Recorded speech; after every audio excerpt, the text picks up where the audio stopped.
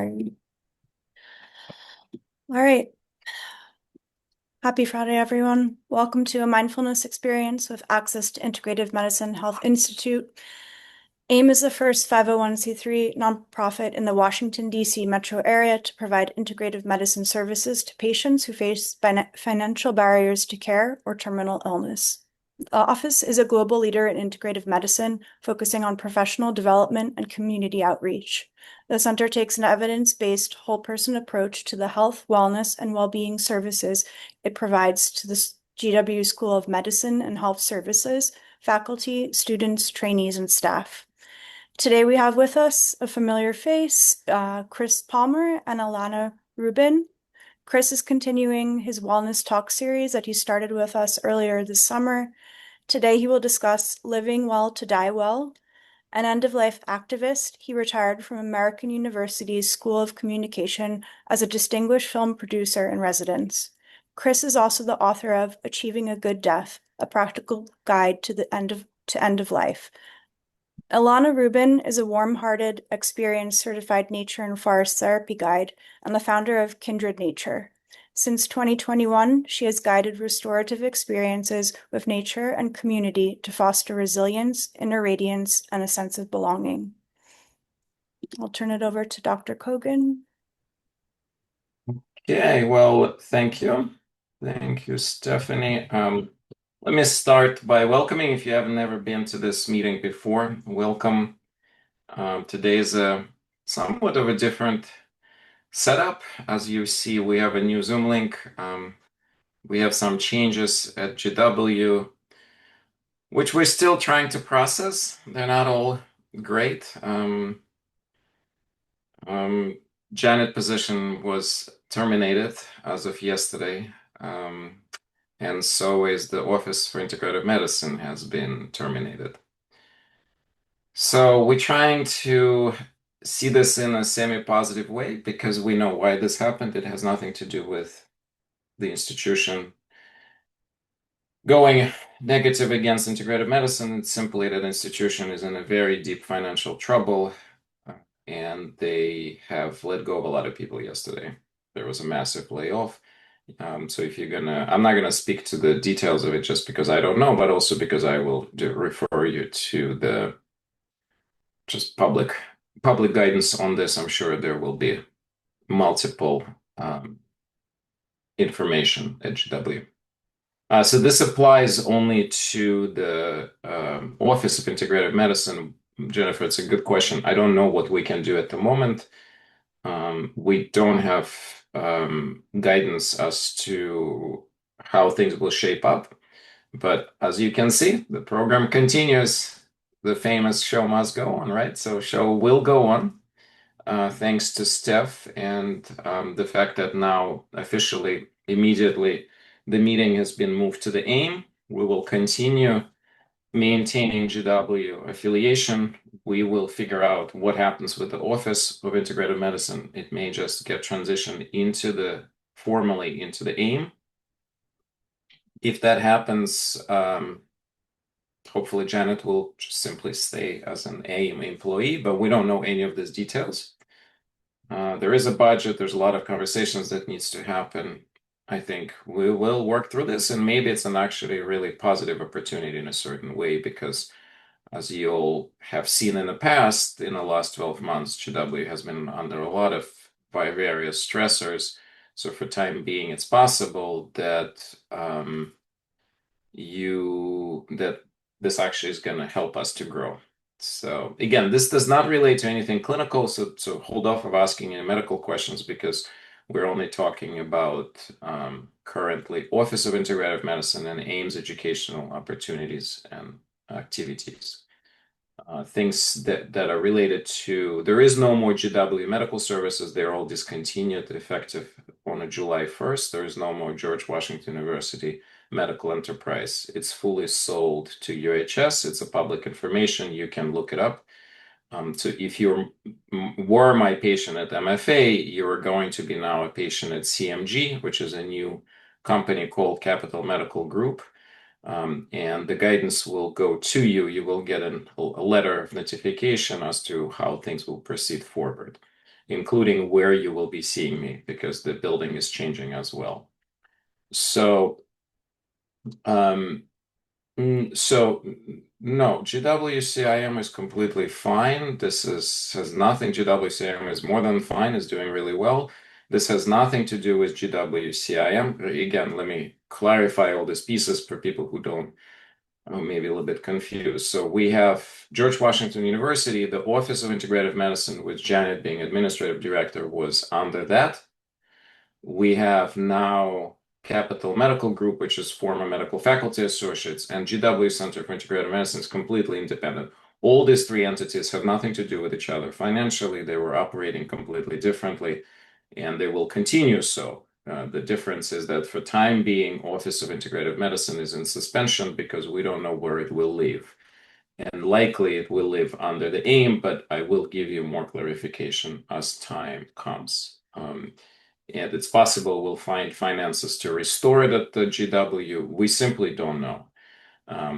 All of this changes related to the, as I mentioned already, to the massive financial downfall of the university for various reasons, which I'm not even most of them preview to, and I don't think it really matters at this point.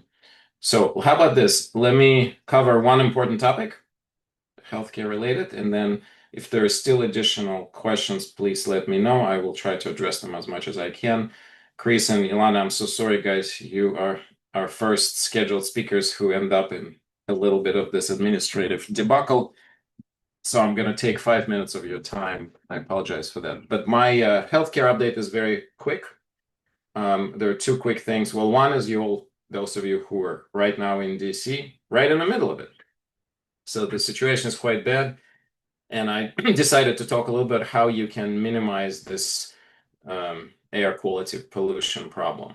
So a couple of things. Number one, the probably most important was have an air filter on all the time inside the house. You have to make sure that your air filter has two pieces to it. It has to have two layers. If you only have a HEPA filter, it's going to do zero. Don't even turn it on. It's useless. You have to have a filter that contains both the charcoal activated charcoal unit and also the HEPA piece.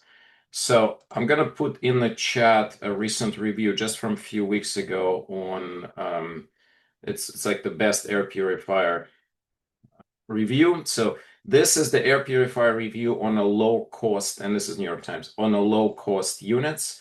So if you're financially, cannot shell out hundreds and hundreds of dollars, do consider either the Koei Air Mag Mighty 2 or the other one that's Blue Air 5 Pure 5Y1. Both of those will set you back not all that greatly. They're less than $300 each.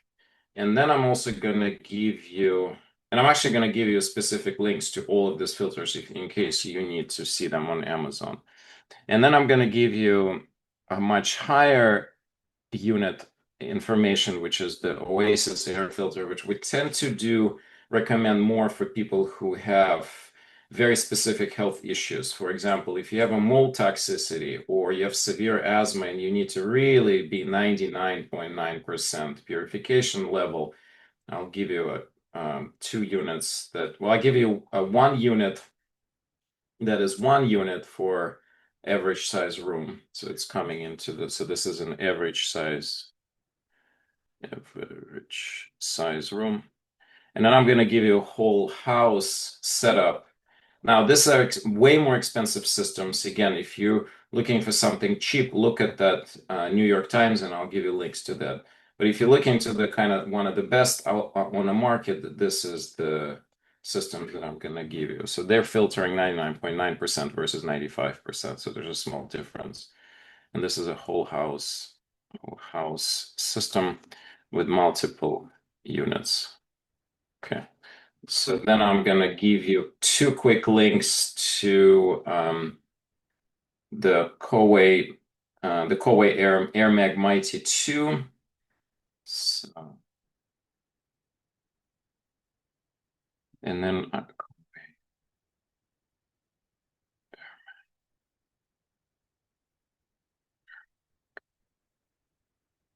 92. So this is 269 right now on the Amazon. So that's about a half price compared to the Oasis level filtering. So this one is will suffice. And interestingly, there are also a number of filters that so the airway. I'm going to give you that in case. So if you don't have a very advanced air filtering in a car, so there's something called Blue Air Mini. So I'm going to give you a link to that Blue Air Personal Air Purifier. That's what they call. Um, and those are very small, and you can literally just carry them with you wherever you go. So um, I'm gonna call it's called Pure Enrichment Pure Zone. So I'm gonna give you like that's only $40. This is a very small unit. It will not work for you in the house. But let's say you don't have a system for the car. So why car? Well, because you're still going to have to move places. If you have Tesla, you don't need to do anything. Just make sure that your cabin air filter in the Tesla has a charcoal piece. If it doesn't, the standard Tesla original filter has the charcoal. If you replaced it with a cheaper version that doesn't have it, then you need to go back to the charcoal. There is no other cars that I'm aware. Maybe some really expensive luxury cars would have charcoal filtering, but Teslas automatically come with that. Otherwise, get this $39 system because your cabin filter does not have a charcoal. Remember that there is no capacity in this smoky environment for the standard HEPA filter to filter the toxins. The HEPA filter only filters air particles. That would filter dust. It would filter things like any any particles that are circulating in the air, whether they are um, pieces of dandruff from the cat or um, some microscopical pieces of microorganisms like bacteria and viral pieces that are circulating. The HEPA will filter that. But what we're dealing with today, tomorrow, and I don't know how many more days from the fires in Canada is a combination. It's a particle, particulate matter for sure, from the ashes itself. But the more important problem which we're facing is the toxins themselves, right? So this is what's called volatile organic compounds. They basically, the smoke itself. And that's actually a lot more problematic, especially in this situation where entire area is saturated with the smoke. When you're next to the campfire, you can move away slightly and you will get fresh air. Right now, you don't have that capacity. Basically, every breath you take contains the chemicals, and those are the toxins. So if you're going anywhere, get this small filter. If you have nothing, get one of each. Get one for the car, get one for the house. So that is the only topic I will cover for today, just because it's so important. Now, of course, you may want to minimize being outside, period. Like your house will at least give you some partial protection. It's not going to be 100%. That's why you still need to run the air filter inside the house. But, even if you don't run the air filter inside the house, it's still better than being outside right now. How long this will continue, it's hard to say. I hope it just a couple of days, but I think last time we had this situation, it was there for closer to a week. So you can still order things from Amazon with overnight shipping. That's what I would recommend. Okay, and then I'm going to show you one other quick topic, real brief. It's from the most recent YouTube video. Those of you who are not following our YouTube channel, please do so. Subscribe. This way you're not going to miss any videos. But this is the video on importance of a new pandemic on our hands. So this is the epidemic of prescribing of anxiety medications, which lead to increased mortality, increased all kinds of problems, increased Alzheimer's disease risk. So this is medications called benzodiazepines. Unfortunately, starting somewhere around pandemic, we have lost the battle. There's been an aggressive push to decrease risk, to deprescribe these medications, but unfortunately, starting around pandemic time, among the people over 65, there has been a rise in use of these medications to the basically at this point, it's millions and millions of people who take them. They're all basically in what's called Beer's list criteria. It's a list of geriatric no medications, so nobody should be taking them because they simply have not enough benefit compared to their harm, risk of their harm. If you're younger, if you're in your 40s and 50s taking this pill, it's much safer and you're probably okay, but you still need to have a plan when you get to 60s and 70s. How will you get off of these medications? The video, that's about an 8-minute video that tells you exactly how we manage this at our clinic. It also gives you some specific practical information. For example, one of the best way to get off of benzodiazepines are cannabinoids, because that's the most direct method, and there's a lot of evidence that cannabinoids do help people to get off of benzodiazepines a lot faster. Otherwise, taking time to get off of benzodiazepines may take upwards of about 2 to 3 years. So the getting off benzodiazepines is dramatically harder than getting off of antidepressants, unfortunately. So that's all I'm going to say. I'm going to screen quickly questions, address what I can, and then in a minute or two, I'm going to pass it on to Chris. Okay, so how many do we need into? Great question. I would say one on each floor, Sarah. Yes, that's exactly how I would do it. If you have a basement and you don't go there, don't filter the air in the basement. Just filter one on each floor. So if you want to get a higher end, I would get two of those $600 units. If you otherwise, you can just get two of the $250 units. So those are the one would be a good choice. If furnace have HEPA filter, yeah, that's not going to do anything, right? Because remember, MERV relates to the sides of the pores. It has nothing to do with the filtering the VOCs, unfortunately. Again, that's a good point, though. So all of your essential house air conditioners and furnaces have filters. Those are standard HEPA filters. What Linda is saying, to get the higher level MERV is the size of the pore.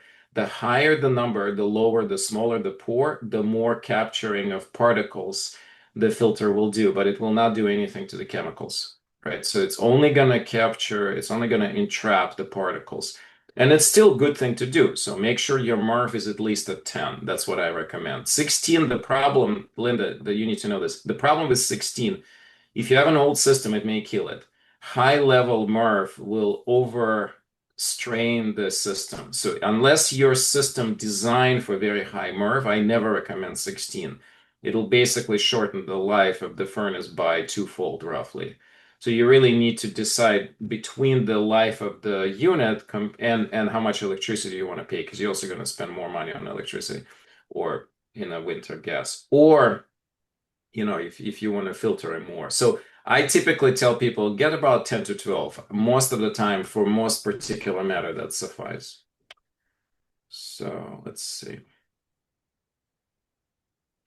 Yes, dosage.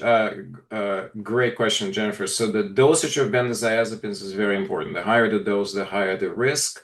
So very low doses, if somebody's been on a very low dose for a very long time, on a certain occasions, I keep it unchanged, even low doses, sometimes I would try to taper off. It really is individual, but yes, it's very, very dose dependent. Yeah, so if you have a brand new AC or the central furnace, essential AC, the heat pump, yeah, so they're supposed to be set up for MERV 16. But if you have a system that's older, like in our house, our system is more than 15 years old, we definitely don't have the system set up for 16. So you need to know your system. That's in short. But Linda, thank you for bringing this up. Yeah, so Air Oasis, in my opinion, is probably one of the better ones. And because, yes, there are even better filters than Air Oasis, but they cost even more. So that's why we generally have kind of a recommend the balance. Yeah, so you have the multi-stage. Yeah. Yeah, still totally okay. I think they're still great. They still filter 99.9%, so I would just stick with those. And what Linda is pointing out in terms of the which units, she's pointing out that link to the Amazon that has whole house system, which I believe it's this link. No, that's the one. Second. Oh, it's the one where it says multi-house. So I'm gonna get you repeat the link and post it in. And that is all I think I see for the questions. Yes, obviously wear a mask outside. Thank you for pointing that out. But remember, mask is not going to help your eyes. So mask will only help your breathing, but your eyes. In fact, a lot of people, I had several complaints today that even eyes are burning when you go outside. So thank you, Chris and Ilana. Let me pass out to Chris. I guess maybe 15 to 20 minutes. Again, Okay. I'm sorry that you guys cut a little bit short today. Just Yeah, no problem. Misha, thank you so much. Stephanie and Alyssa, thank you all. I'm going to talk about how to live a meaningful and fulfilling life. This will help you die better, but let me focus on how to live a meaningful and fulfilling life. And my talk is divided into three sections. The first is developing a vision for your life and capturing that vision in a personal mission statement. And then second, I'll talk about goal setting and planning rooted in that vision. This is very important. They connect together. And then the third part of the talk is taking action on those goals. So vision, goals, action. These are like the three legs of a stool. You need all three of them to achieve a successful life. But let me start by saying what is a fulfilling and meaningful life? What do I mean by success? It's what I'm using this. For me, a successful person, a person who lives a meaningful and fulfilling life, pursues what matters to them and lives a life of meaning, purpose, and joy. They overcome setbacks and failures. They stay focused on their goals and they die with few regrets. So that's my working. That's what I'm thinking of. Now, I want to start with three questions just to stir your minds up. First question is, what would you do if you knew you couldn't fail? This is a very hard question to answer. What would you do if you knew you couldn't fail? For example, if you had all the money in the world, what would you want to do? Number two, what's missing in your life right now? Is there a gap between how you spend your time and what you think is important to you? And number three, what's really matters to you? These three questions are, when we struggle, as we will, to answer them, it's a way to get us thinking more deeply about our lives. So jot them down if you can quickly. What would you do if you knew you couldn't fail? What's missing in your life right now? What really matters to you? These are important questions just to help us think about what's going on. Now, let's start by developing a vision for our lives. Okay, this will end up as our personal mission statement, the first leg of the stool. So I want you to think about this by thinking about 7 roles you have in your life. 7 roles. That could be a sibling, a spouse, a life, whatever.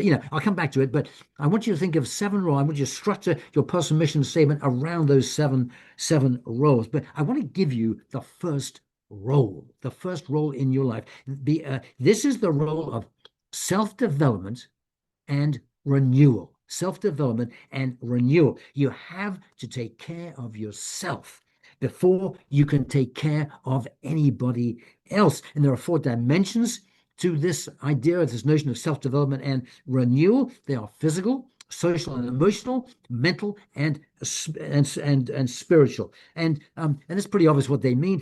Physical includes fitness, exercise, strength, flexibility, all those things. What you put in, the food you put in your mouth, the sleep you get. That's physical, obviously, very, very important. Social emotional is friendship, love, connections with others, and so on, volunteering and so on. Mental, obviously, reading, studying, writing, so on. And then spiritual, which could include religion, if you are a religious person. But what I'm meaning by spiritual is finding meaning and purpose. So those are the 4 elements of this notion of self-development and renewal. And I encourage you tonight to pick one where you don't feel you do very well. You know, if you're overweight, you might pick the physical. If you're lonely, you might pick the social and emotional. If you don't have much mental activity in your life, you might pick that. Anyway, so, so pick one that you're weak on, and write down what you want to achieve in that area. You know, all this will feed into your personal mission statement.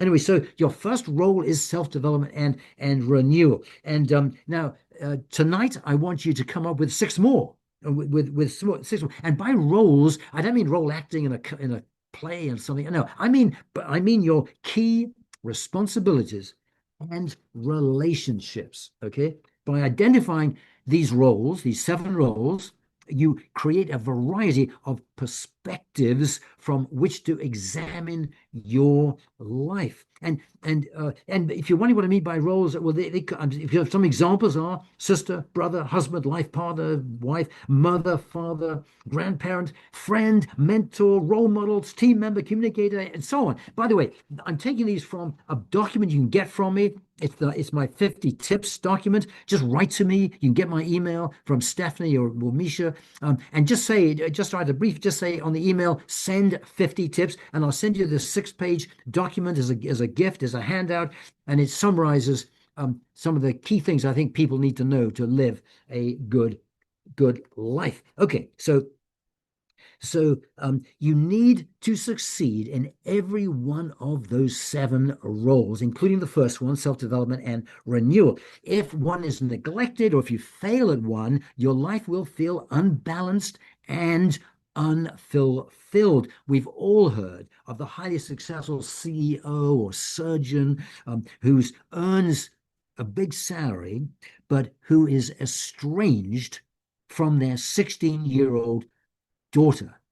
That is a failed life. So I want you now to think about those roles. Think about the key people in them. Obviously, the key person on the first one, self-development and renewal, is yourself. But if you've written down, as many of us do, a life partner is one of your roles, as a wife or a husband or life partner or something like that. Then obviously obviously who that is. The key person is the person you love, the person you'll share your life with. But come up with a list of people. These are the key people in your life, and circle one of the most important. So that's where we're at the moment. You've circled the name of a person who is important to you. Now, I want you to imagine you are going into a big building and you pull back the doors. And as you look inside, you see about 150 people with their back to you, and you're wondering what's going on. And you peer over their shoulders to see what they're looking at, and you see a casket, and you realize you're witnessing a funeral. And just at that moment, a person gets up, and that person is the person you circled, someone who's very important to you in your life, someone you love a lot, who loves you. They're getting up to give a eulogy, and you realize to your fascination, you are witnessing your own funeral. Now, question here is, what would you like to hear that eulogist say about you? And that answer will feed into your personal mission statement. I want you to imagine that you have lived an honorable and good life, and you're proud of what you've done. What would this person say about you? What would they say you've accomplished? Were you compassionate? Were you kind? Were you generous? Were you loving? What kind of friend or family member were you? Where did you excel? And so on. So I encourage you tonight to get out a sheet of paper and just write down what you would like that eulogist to say about you, because that language, those words you come up with, we can feed into your personal mission statement. So based on your eulogy notes and other thoughts you have, I encourage you to draft your personal mission statement. Feel free to send it to me if you want to get some free feedback. I'm happy to help you with this. So you have now a vision for your life based on those 7 roles and so on. A vision for your life, some of you may be thinking, looking, what's Chris talking about? What is the personal mission statement? So this is now from page 4 of my 50 tips handout. Please write to me and get a copy of it.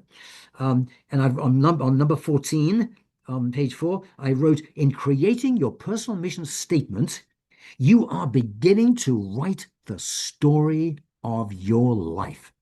What gives your life meaning? What should you do with your life? Who do you want to become? Who are you?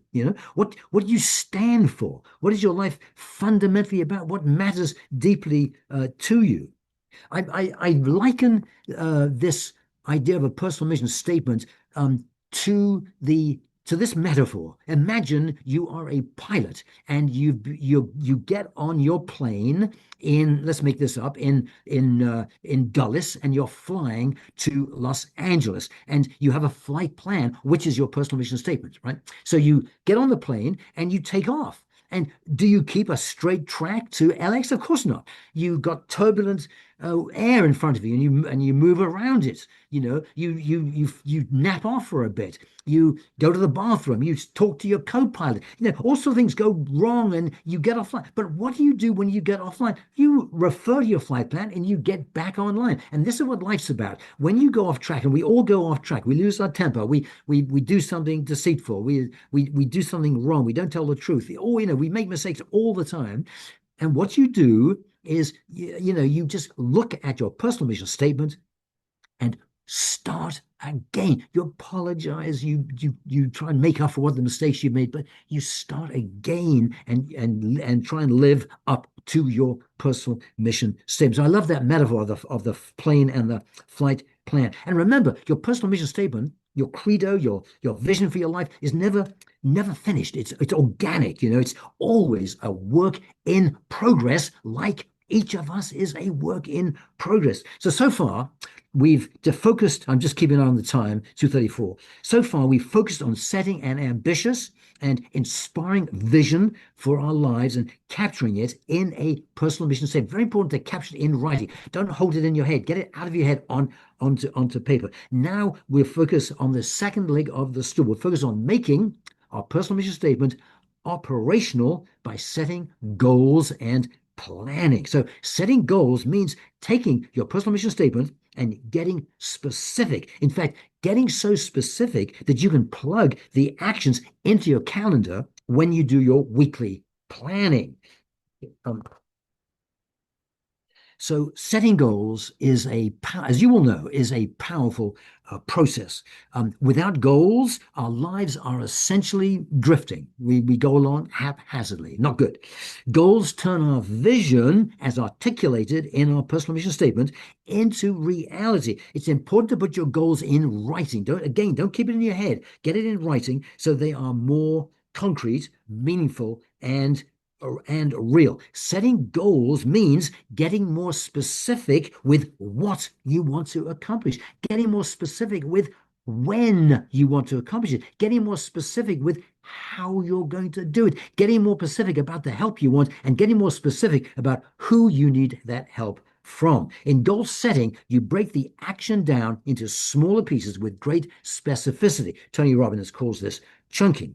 Now, I review my goals and put my personal mission statement on my goals every Sunday night and plan my week around it. I plan daily, but I also, very important, plan weekly. And I love this metaphor, the metaphor of imagine you've got a container in front of you. That's a metaphor for your life, symbolizes your life, an empty container, nothing in it. And beside it, you have two piles. You have a pile of pebbles and a pile of rocks. The pebbles are the small things, the unimportant things, the trivial things in your life, eating ice cream, watching junk television, da da da da. The pebbles are the junk in your life. The rocks are the big things, the relationships that matter to you, the big projects, getting a book written, starting a new organization. These are rocks, And if you put all the pebbles, the small things, into your life first, into that container first, can you put the rocks in? No, you cannot. So the important thing is to put the rocks in first. And by that, I mean, put your key goals on your calendar first before you start filling it up with lots of small things that don't really matter. I had an example of this the other day. I've got a wonderful daughter, Kimberly. She's in her 40s. There was a little tension we had a little tension over something unimportant. We know I love her and we get along very well, but we had a little tension over something. And when I was working on on a Sunday evening, planning my week, I suddenly I read in my personal mission statement, be a good dad to Kim and Tina, and I realized, oh my gosh, I've got this little tension with her. So I called her up. We arranged to have lunch on Thursday at 1 o'clock at a local restaurant. Okay, that was fine. But I'm making this up. But suppose the next day I got a call from one of the chairman of one of the boards I sit on, and they said to me, Chris, we've got a donor coming down. Very important for you to meet with them. Could you meet with them? And yes, of course I will. When is it? Thursday at 1 o'clock. Oh, no. No, I can't do it. Now, the reason I'm telling you the story is that you can begin, I hope, to see that I am now beginning to live my life according to what matters to me and not according to other people's agenda. I'll have to find a way around that request from that chair of that board to help them, but I'm not going to change my lunch with Kim. That's most important to me. So you can see how what we're trying to do here is live our lives according to what really matters to us, as captured in our vision, our credo, and our personal mission statements, and not be pushed around by all the things going on in our lives. So that metaphor of putting the rocks in before the pebbles, very, very important. Okay, so it is 2:38. So I'm going to begin to finish up. Now, what I would normally do at this point, if we had more time, is that I would talk, and maybe I can come back and do this another time. But what I would normally do is go to the third leg of the stool. This is taking actions. Very important that you have a vision, you have goals, and you take actions. Very important to have all three working. There are some people who are full of a lot of ideals, a lot of quixotic plans. They have a vision of what to do, but they don't take action. They don't say goals. That's no good. It's not going to work. Life doesn't work that way. A lot of people also have goals. I'm going to climb Mount Everest, but it's not rooted in any grand vision. And so that doesn't work either. And then some people are very busy rushing hither, they're rushing, but they don't have a goal. They don't have real goals, solid goals, and they don't have a vision. So that is wasted too. So you need all three. You need all three legs of the stool to live a meaningful and fulfilled life. So if I had more time, I'm going to stop so that Ilana can talk. But if I had more time, I would talk about next the third leg of the stool, which is about taking action. And I would talk about the importance of integrity. And you might find this odd. Under actions, yes, integrity, keeping promises to yourself and to others. I would, very important to take all your commitments to other people incredibly seriously. I would talk about the distinction between urgent actions and important actions. I would talk about the importance of relentlessly taking new actions and letting your enthusiasm energize you and your actions energize you. I would talk about the importance of moving quickly and develop a reputation for speed and reliability. I would talk about the 2-minute rule. If you have some small job, get it done. Don't put it on a list. If you pass through the kitchen and there's some dirty dishes there, and it takes under 30 seconds, just do that. Do the damn job. Just do it. Get it done and get it out of your head, so you don't have to keep thinking about it. So 2-minute rule, very important. Get 2-minute jobs done right away, and then ask yourself constantly, what is the best use of my time right now? Discipline yourself to work only on the answer to that question. So, I'd also talk about the importance of thinking on paper. Don't work out of your mind, work from written lists. I would talk about learning to decline requests, learning the skill of declining requests from other people while strengthening your relationship with them. This is a hard skill to learn, but very important to know how to decline requests. God, vital. You can't say yes to everything. You got to say no to things in order to free up time to do the things that are really important to you. Chris, thank you so much. This was very informative. And this is recorded, so the people asked about some of the handouts, everything will be provided.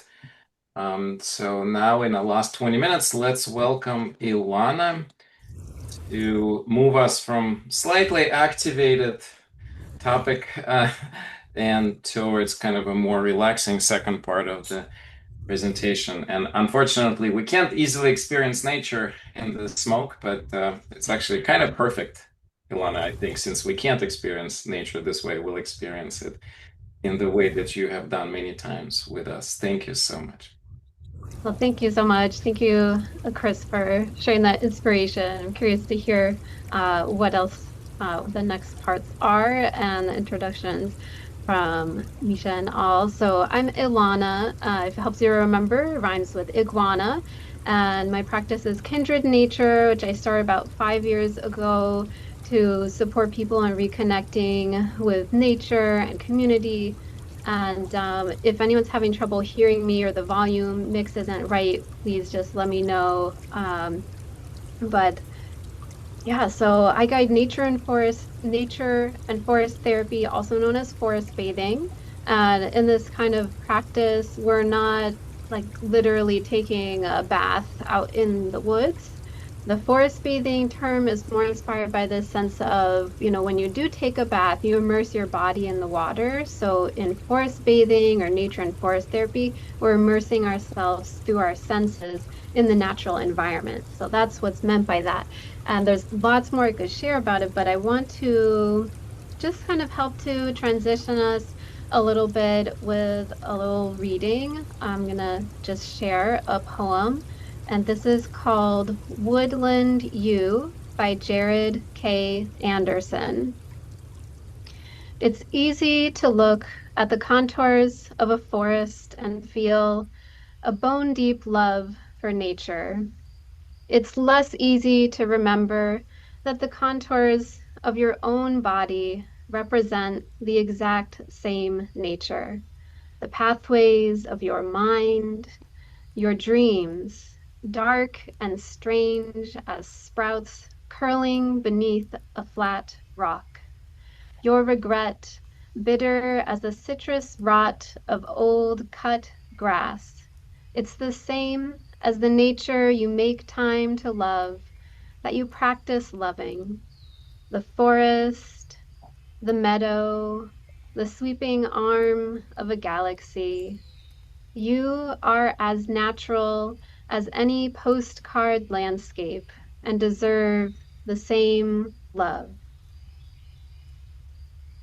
So with that, I'd love to see, and this isn't optional, but if anyone would like to share in the chat, perhaps anything about some place where you feel peaceful, or perhaps some kind of wonder of summer.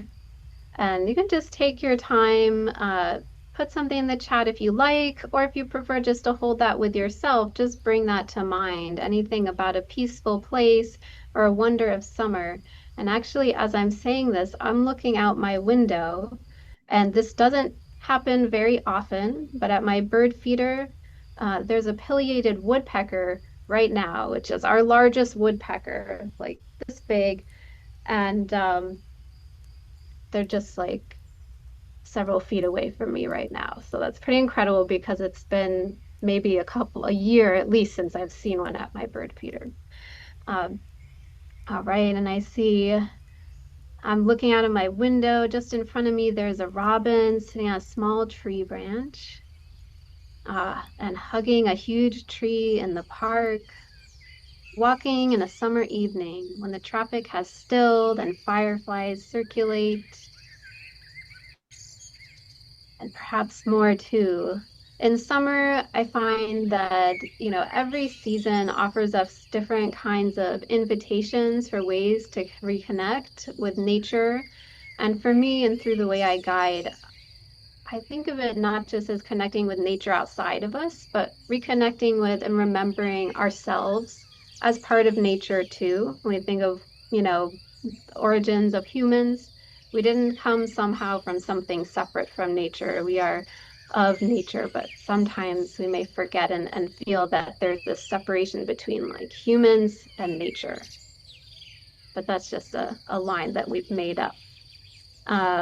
So, the beginnings and the ends of the days, especially when it's hot out, of course, right now, the air quality where I'm in the same region, I'm in Northern Virginia right now, it's not healthy. So I'd say to avoid that and follow all the guidance that Dr. Kogan shared. But when that blows over, hopefully sooner rather than later, if it's hot, the very beginning of the day is the coolest time, right before the sun rises or right after. Or if you're not an early morning person, which I'm not naturally, but kind of had to become one for other work reasons lately, the sunset, the evenings, twilight and dusk. Someone already mentioned about fireflies. Try to see some stars when it's clear, or go out under the moonlight. Sometimes the moon can seem so bright that you'll even cast shadows, which if you haven't experienced that yet, it can be surprising just how bright the moonlight can be. If you're staying indoors like we are right now, you might seek out some views out of a window. You could play a nature soundscape playlist, which you may hear in the background of my audio. You can find those, on YouTube or Spotify or anywhere you can find music. You can kind of look up like rain sounds or bird sounds or different things like that, because this is one of like the naturey sounds are some of the most soothing sounds for humans, like the sound of wind, the sound of birds, and the sound of running water. And you could also, bring nature inside by collecting rocks or leaves or things from different places when you are outside, so that even when you can't go directly outside, you can have little bits of this with you still. Here. So we've had a few more sharings, sitting on the riverbank at sunrise, listening to the birds and insects while sitting or walking in a neighborhood park. Walking in my neighborhood or park, I love the background music, relaxing. When the moon is clear, I think of faraway loved ones looking at the same moon. And just remembering, like, each of us is a being of nature. We can all notice and become a part of all this too. So with that, I want to guide us through a little mindful, bodyful practice of just awakening each of our senses in turn. And throughout this time, you're welcome to just be however is comfortable for you. Consider all of this an invitation. I mean, nothing's required or right or wrong. It's always up to you how you want to engage or participate. And if something I prompt you to notice or do or focus on is not really resonating with you, or it's not something you have the capacity for, then you can just go about it in your own way, whatever feels right for you then. So this is called Pleasures of Presence. And let's just start by looking around in all directions, wherever you are, just noticing who or what is around you in the place where you are now. And I'll also offer that if you prefer to focus instead on a memory of a place or an imagined place, you're welcome to do that if you'd rather that than noticing where you are in this particular moment. When you're ready, you might soften and lower your gaze, perhaps closing your eyes if you like. Just noticing where you are in contact with something else, whether that's feeling the sensation of air on your skin, maybe feeling clothing, fabric, perhaps feeling some support. What is holding you? Perhaps even noticing how you're being held and supported by the earth, even in this moment, whether through your feet, your seat, or another way. Even if you're sitting in a chair, that chair is upon something else, and that's upon something else. And if we keep going, that all is held in turn by the earth. If you like, you might take a few deep breaths at your own pace. Or if you prefer, maybe imagining a few waves of softening and relaxation from the top of your head through your body to your toes.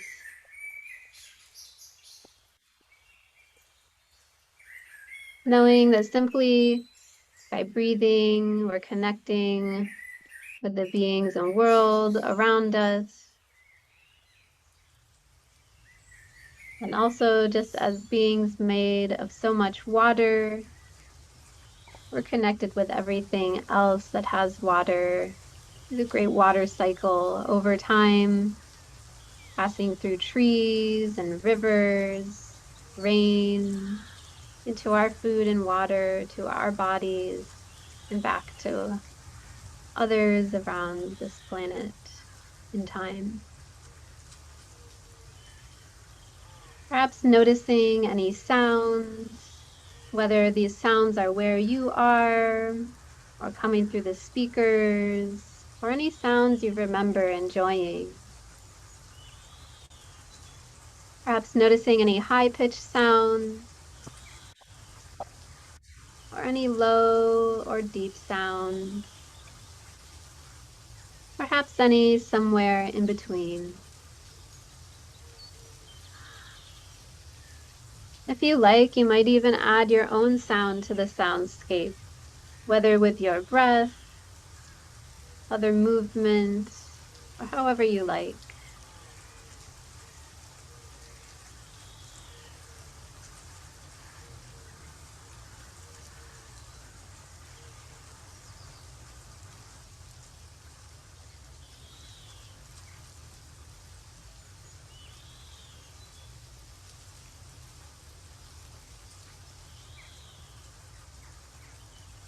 Perhaps noticing any sensations around your face, around your nose or your mouth,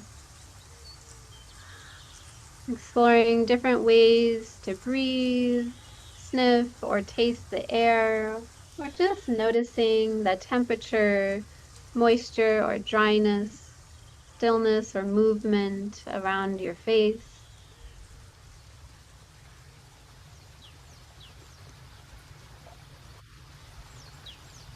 Noticing if there's anything your body's asking of you to be a bit more comfortable. If there is, you can give yourself permission to do that now or whenever you like.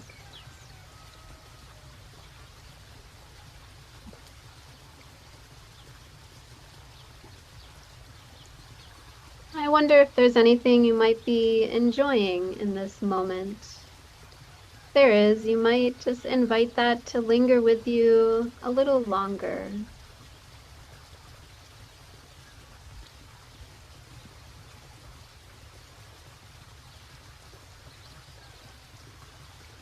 Awakening our hearts and imaginations a bit more.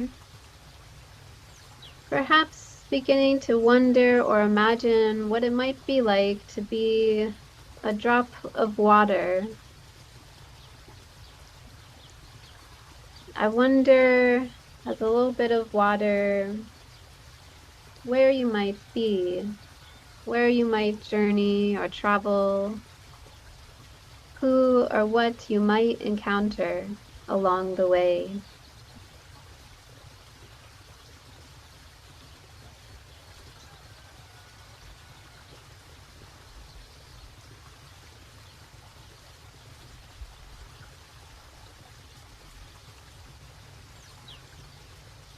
And coming back to your human body, this moment, I wonder just simply, what is it like to be you in this moment and this place with your mind, with your body, your heart, all of you, your whole self, just being.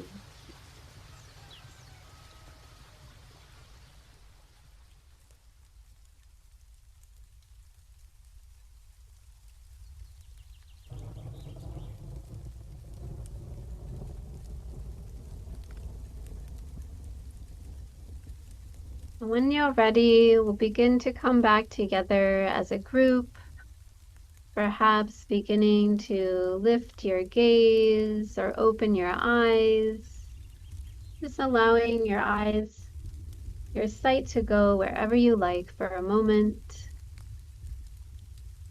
Perhaps noticing different colors or shapes around you.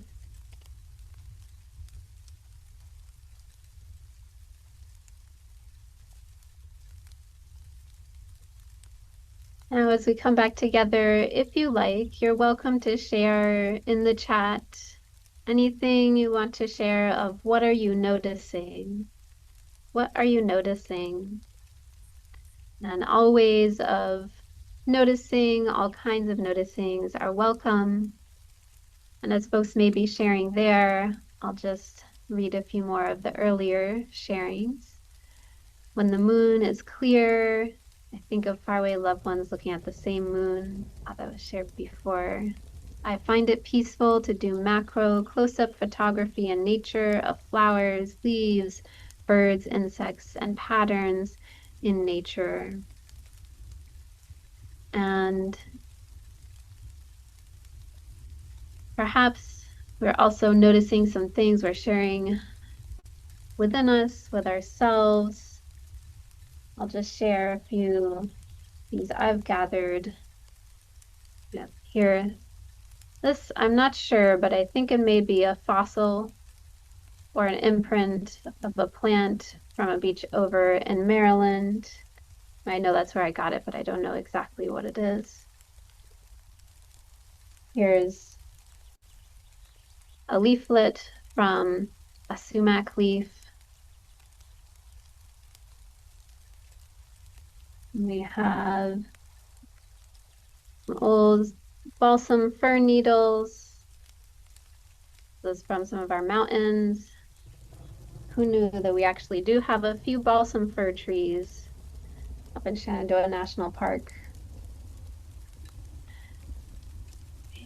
And I know we're nearing the end, so perhaps I'll just share one more reading to close us.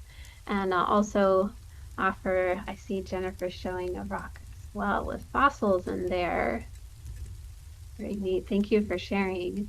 I do offer in-person sessions, group sessions, individual sessions, both the mindful, natureful, bodyful experiences, as well as, naturalist learning about nature, a mix of both, ecological design services, and more. So please just reach out to me if you're curious about any of that. Let's see here. Okay, this is called, I'm kind of hoping for rain to come, so that's why I'm going to read this about the rain. Last night, the rain spoke to me by Mary Oliver. Last night, the rain spoke to me slowly, saying, "What joy to come falling out of the brisk cloud, to be happy again in a new way on the earth." That's what it said as it dropped, smelling of iron, and vanished like a dream of the ocean into the branches and the grass below. Then it was over. The sky cleared.